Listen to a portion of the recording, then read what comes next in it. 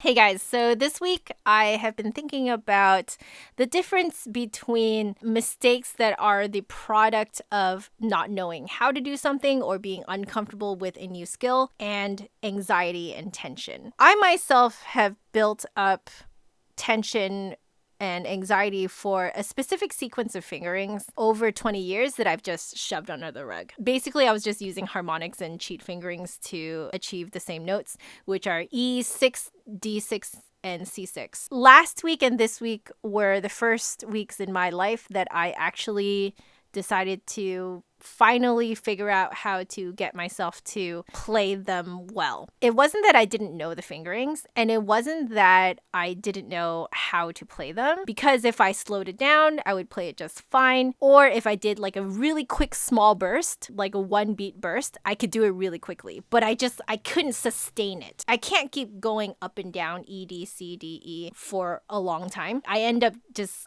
tensing up like crazy. All the other exercises around this particular exercise in the Machiavellian exercises in the Trevor Y book, I can do them great at like 110. And then I get to these ones and it's like suddenly I'm at 90 beats per minute.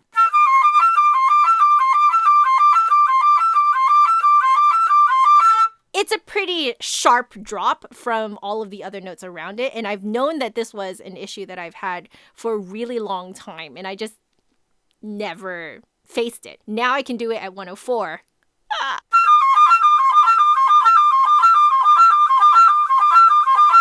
Not bad, right? That's about like a week and a half of progress. I'm pretty proud of myself and I want to share with you guys basically how I've been doing it. I stream my practice sessions. So a lot of my Twitch peeps were trying to give me quick tricks and tips to get myself to play it correctly. Some people were telling me to swing the rhythm. Some people were telling me to play it at speed and half speed and at speed and half speed. There's a lot of practicing tricks that are really good for when you are learning the material, when it's new to you. There's a reason why I shoved it under the rug for 20 years, is because I tried pretty much every single practice method under the sun for the sequence of fingerings, and I could never sustain them. You know how like in yoga and meditation they tell you to like lean into the stretch and lean into that pain of the stretch and relax into the stretch and hold that relaxation longer and longer, okay, and then release and then lean into it, blah, blah, blah. You know how they do that stuff. I decided to basically do that, but on the flute. You go at speed, or at the speed that you're comfortable with. First you take the first beat and then you just repeat that, and what you're doing is you're telling yourself to stay relaxed in that one beat. You can just sort of release after one beat and you don't have to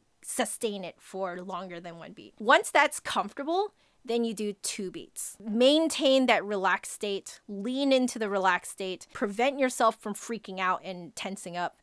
Just stay in that relaxed state for 2 beats. And then once that's comfortable, you do the same thing on 3 beats, and then et cetera, until you can do the full lick that you're trying to do. In my case, I'm trying to do 8 beats in total. I found that doing this really helped train me to stay relaxed. And so this process made me realize that it can be either that you don't know like skill-wise what you're doing, so your product is a sort of jumbled mess, but the same jumbled mess will come out if you have a lot of anxiety and or tension. I think this is why, like in an audition situation, or if you're playing for your teacher and you get really tense, you make all these mistakes that makes it sound like you haven't practiced or you can't play it, when you know for a fact that in your own practice session you could do it. I think it's a result of tension and anxiety. What you actually have to do is learn how to control your relaxed state. You have to learn how to stay relaxed. So I've tried this burst practicing method on a few of my students. I was coaching them this week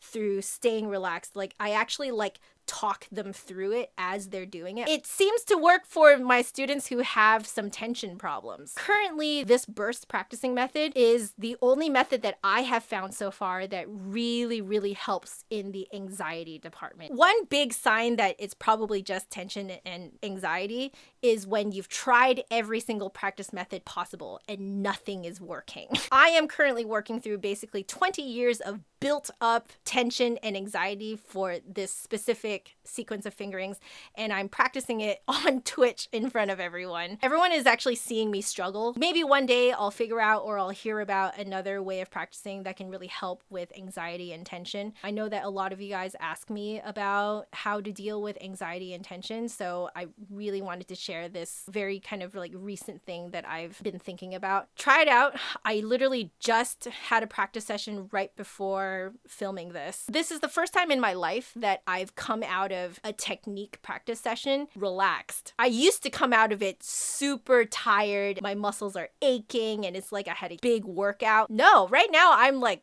really relaxed.